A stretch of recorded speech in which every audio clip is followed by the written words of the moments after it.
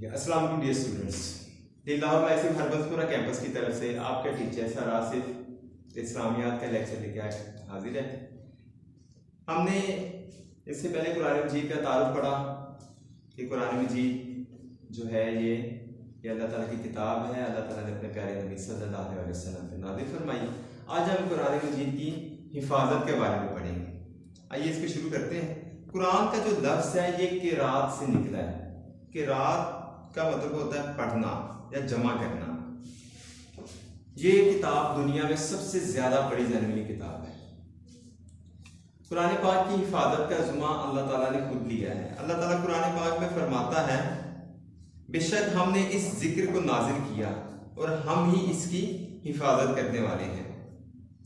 देखिए, इससे पहले जो आसमानी किताबें नाजिल हुई, ज़बूर हुई, तौरात हुई, इंजील हुई, ये लोगों ने अपनी मर्जी से और अपने फवायद को सामने रखते हुए उसमें तब्दीलियां की और वक्तन फवक्तन वो तब्दीलियां होने के बाद वो अपनी असल शक्ल में मौजूद ना रह सकी।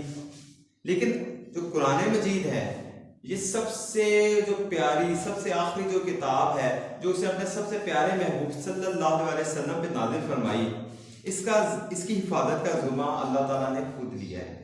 इसलिए देखिए, 1400 साल से ज्यादा अरसा हो चुका है कुरान पाक को नाज़िल हुए।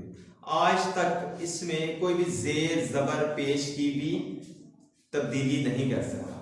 जो कुरान पाक हम पाकिस्तान में जहां पे बैठ के पढ़ रहे हैं, यही कुरान पाक यूरोप में पढ़ा जा रहा है, यही कुरान पाक अरब कंट्रीज में पढ़ा जा रहा है, यही अमेरिका में पढ़ा जा रहा है। एक भी जेर जबर की इसमें जो है वो ना तब्दीली या फर्क नहीं है। देखिए, जब अहद रसालत में जब कुरान मजीद का नज़ूल हुआ तो ये एक ही दफा में नहीं हुआ। ये वक्तन फवक्तन जिस आयत की उस वक्त के लिहाज से, उस माहौल के लिहाज से जरूरत होती थी, अल्लाह ताला वो वाली आयत नाज़िल फरमा देता था, उसकी वही आप सल्लल्लाहु अलैहि वसल्लम पे आ जाती थी। इस तरह करके ये थोड़ा थोड़ा करके कुरान पाक कमो बेश 23 साल में मुकम्मल हुआ। अब आप सल्लल्लाहु अलैहि वसल्लम जब भी कोई आप पे वही आती थी, आप जो वही लिखने वाले होते थे, जिन्हें कातिबे वही कहा जाता है, उनको बुलाते थे। वो आके उस जो आयत को लिख लेते थे, पत्तों पे लिख लेते थे या कपड़े पे लिख लेते थे या लेदर पे जो खाल होती थी जो भेड़ की, बकरी की या गाय की, उस पे ये लिख लिया जाता था। फिर उस नुस्खे को मस्जिद नबी में एक जगह पे रख दिया जाता था। सहाबा करम आते थे, वो नुस्खा वो ना उठाते थे, वहां से देख के अपने पास वो महफूज कर लेते थे। आहिस्ता आहिस्ता ऐसे जो तमाम सहाबा करम थे उन्होंने कुरान पाक को अपने पास जमा कर लिया और बहुत से सहाबा करम और सहाबियात ऐसी थी जिन्होंने इसको जुबानी हिफ्ज कर लिया आप सल्लल्लाहु अलैहि वसल्लम के दौर में ही। अच्छा, आप सल्लल्लाहु अलैहि वसल्लम के दौर के बाद हजरत अबू बकर सिद्दीक रज़ी अल्लाह ताला अन्हु का दौर आया। आपके दौर में काफी सहाबा कराम जो थे जिनको कुरान पाक हिफ्ज था वो शहीद हो गए। उनकी शहादत के बाद हजरत उमर फारूक रज़ी अल्लाह ताला अन्हु ने ये मशवरा दिया कि कुरान पाक को एक जगह पे इकट्ठा कर लिया जाए किताब की शक्ल में।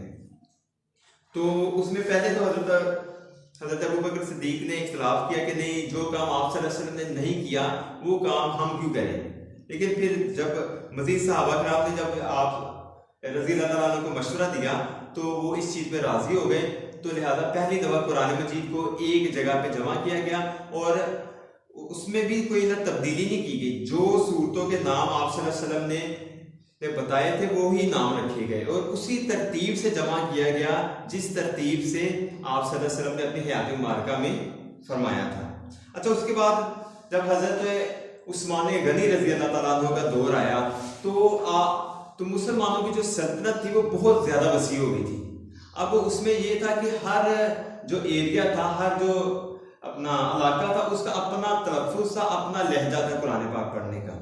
फिर उस वक्त ये फैसला हुआ कि कुरान पाक के ऊपर जो है ये हम इसको एक ही तलफ़्फ़ुज़ के साथ पढ़ें। उसके लिए फिर ये जेर जबर पेश जो है जिनको ना अराब कहा जाता है, ये लगाए गए। ये अराब जो है लगाने से ये हुआ कि कुरान पाक तो पहले ही वो अपना चेंज नहीं हो सकता था, अब उसका जो तलफ़्फ़ुज़ था वो भी एक हो गया। इसलिए हजरत उस्मान गनी रजी अल्लाह तआला अन्हु को जामिअतुल कुरान भी कहा जाता है कि इन्होंने कुरान को जमा किया और एक ही तलफ्फुज में सबको पढ़ने के लिए दिया।